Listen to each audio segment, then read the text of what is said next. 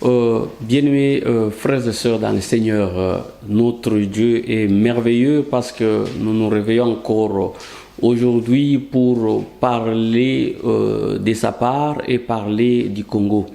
Nous allons parler du Congo Yassika, Congo, un nouveau pays, une nouvelle Congo Yassika, où le peuple du Seigneur doit s'asseoir et écouter et faire la volonté du Seigneur. C'est ce Congo-là que nous voulons construire. Nous sommes tous là, nous mettons la main partout, tout le monde met sa main pour qu'enfin qu'on construise un Congo qui est un Congo nouvel. Bien-aimés dans le Seigneur. Aujourd'hui, nous allons parler de la vision de Fayulu. Fayulu a été reçu par le président de la République. Est-ce que c'est venu du néant? On nous a posé beaucoup de questions de savoir est-ce que le Seigneur vous avait prévenu que Fayulu allait venir? Nous disons oui. Nous l'avons annoncé lors de notre séjour à Kinshasa. Nous sommes passés sur une des chaînes à Kinshasa, Congo Buzz, où nous avons parlé de cette vision. Si vous pouvez peut-être rentrer, vous verrez la vision que nous avons dite de Fayulu. Fayulu, son arrivée à Kinshasa, auprès du président de la République, n'était pas annoncé par Dieu. Dieu l'avait annoncé. Dieu l'avait annoncé bien avant que Fayulu viendra. Aujourd'hui, nous allons vous donner un peu les détails pour vous expliquer comment la vision était faite, comment la vision était donnée par le Seigneur lui-même.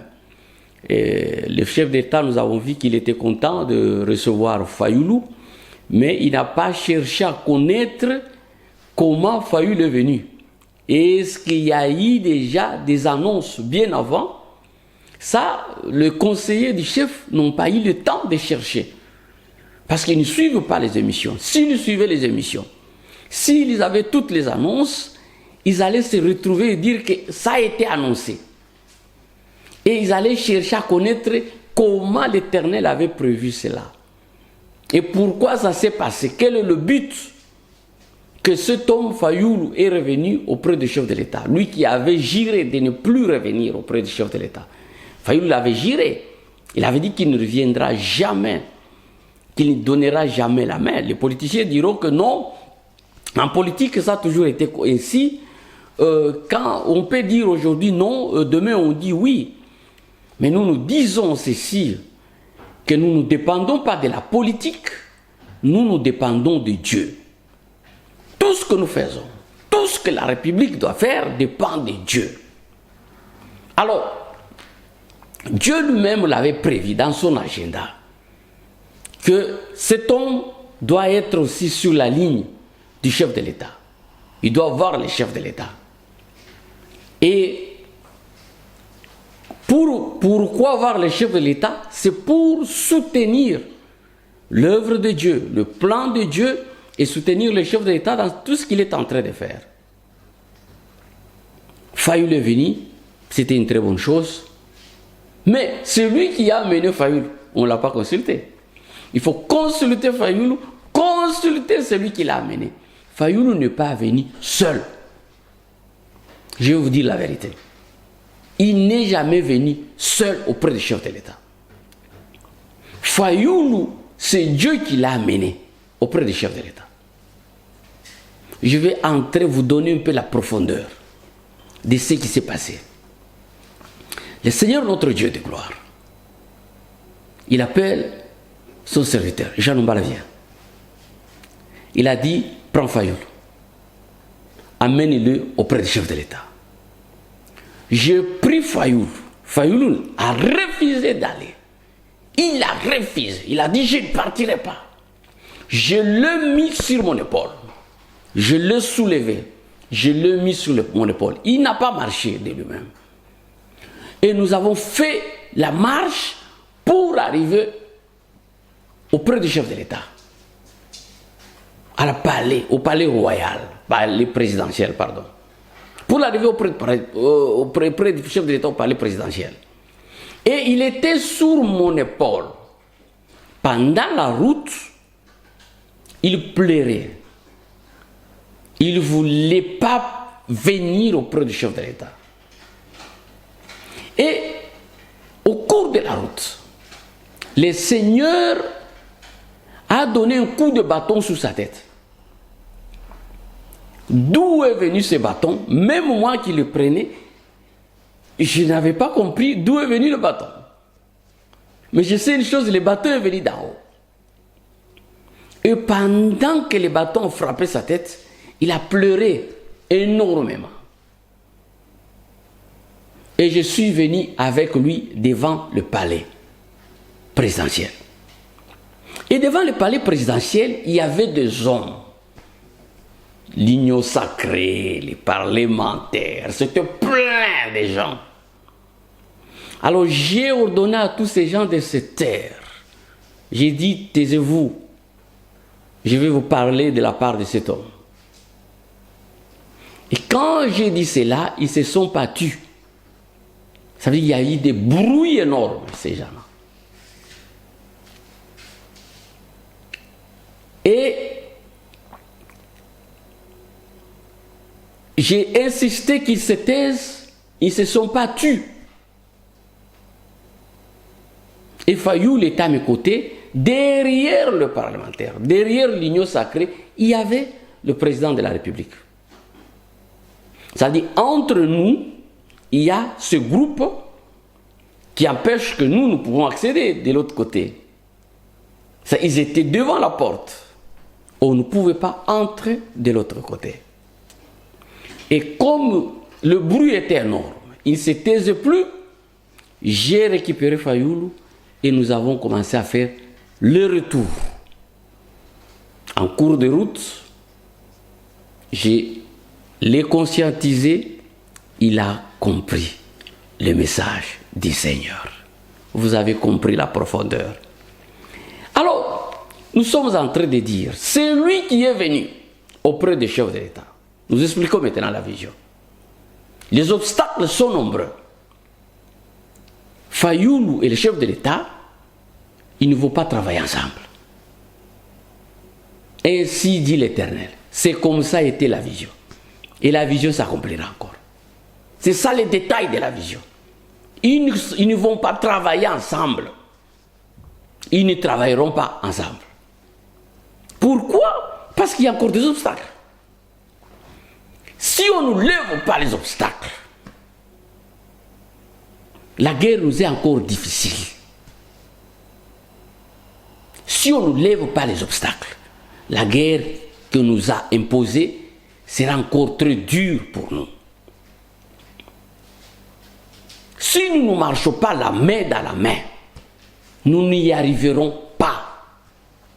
Voilà pourquoi nous demandons au chef de l'État et à tous les Congolais d'abord de favoriser l'unité de la nation et le travail de l'équipe. Nous devons travailler ensemble. Quand il n'y a pas l'unité de la nation et quand il n'y a pas cette cohésion nationale, nous n'y arriverons pas. C'est la raison pour laquelle vous avez vu les conséquences de ce manque de la cohésion et de l'unité que nous avons perdu une partie de la terre. Gloire soit rendue à notre Seigneur. Parce que le Seigneur est en train de contrôler toutes choses. Est-ce que c'est au Seigneur de descendre pour prendre une décision où nous avons aussi notre part? Bien-aimés dans le Seigneur, frères congolais, la part de l'homme est toujours aussi considérée. L'homme a sa part. Il doit faire ce que lui doit faire. Et Dieu fera aussi les siens. Ou la sienne. Dieu fera la sienne. Et nous, nous devons faire le nôtre. Ce qui est à nous, c'est à nous de le faire. Nous n'allons pas demander à Dieu de prendre notre place. Dieu ne nous forcera pas la main. Et il nous laisse comme des héros pour travailler fort, pour combattre. Il va nous appeler les vaillants combattants. Allez vers l'avant et combattez l'ennemi. Fayoulou qui est venu ne travaillera pas. Parce qu'il y a encore 2 obstacles. Plusieurs obstacles sont encore là. Il ne faut pas travailler ensemble. C'était possible. Il faut qu'on lève les obstacles. Mais comment lever les obstacles? C'est lui qui est empêché, qui est de l'autre côté, doit sortir. Ceux qui sont devant la porte, les barrières doivent tomber. C'est à ce moment-là qu'il y aura la paix, l'entente et la cohésion nationale. Il faut que ceux qui empêchent que la porte s'ouvre, qu'elle s'ouvre, vous allez dire encore que c'est le Seigneur qui peut ouvrir, que le Seigneur ouvre la porte de lui-même. Mais le Seigneur a déjà fait sa part. Ça, c'est notre bataille. Cette bataille est à nous. Est à celui qui est en train de diriger aux destinées de la nation. C'est à lui de faire ce qu'on appelle le recensement. Ça veut dire la consultation. Il y a une consultation qui s'est faite. Et cette consultation, où sont les résultats? Qui on a consulté?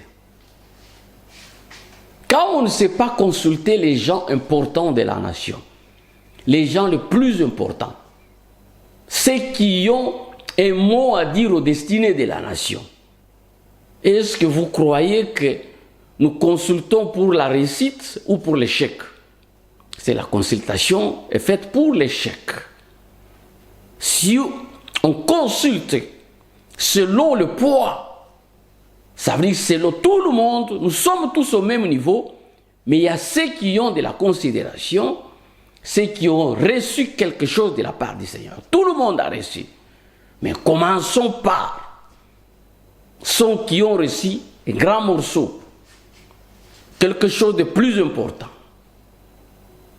Les choses que nous devons mettre en avant pour qu'avec les autres puissent mettre leurs mains. Tous les Congolais sont au même niveau. Nous devons être consultés. Mais maintenant, en ces temps ici, la consultation devrait se faire dans l'ordre. On devrait considérer Dieu d'abord et le peuple. Si on consulte Fayoulou, on consulte une partie du peuple. Il faut consulter aussi les autres. Et la majorité. Il faut consulter maintenant Dieu. Mais qui a la vision? Revenir à la vision. Comment un pays peut se retrouver dans un échec total, dans un combat, échouer à battre l'ennemi, et ne pas chercher à connaître la vision de cette nation-là?